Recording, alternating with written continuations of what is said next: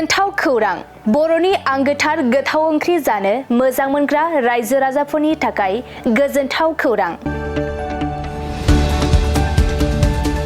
बर'नि आंगोथार ओंख्रि जानो मोजां मोनग्रा रायजो राजाफोरा बे गोदानै खुलिनाय लाइजौ हटेलाव हाबफैनो हागोन। जाखांफुहांनाय लाइमोन फालांगिरि गपेश बसुमतारिया अदालगुरिनि टंलायाव बेखेवदों बर'नि आंगोथार ओंख्रि मोनग्रा गंसे हटेल।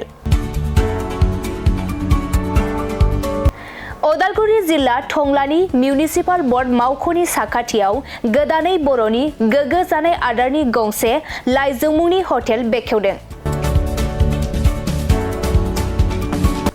अदालगुरि जिल्लानि सिङाव थानाय फालांगिरि नोगोर टंलायाव गोदानै खुलिनाय बे लाइजौ हटेलाव बर'नि दोरोङारि जाग्रा आदारजों लोगोसे गोबां जाग्रा आदारफोरबो मोननो हागोन।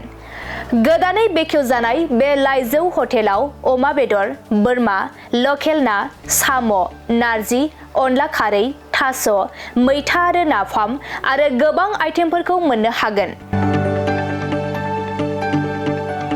बेनिखायनो नोंथाङाबो अदालगुरि जिल्ला टंला लामाजों थांलाय फैलाय खालामोब्ला बे गोदानै खुलि जानाय लाइजौ हटेलाव हाबनानै बर'नि दोरोङारि गोथाव जाग्रा आदारफोरखौ जालांनो हागोन।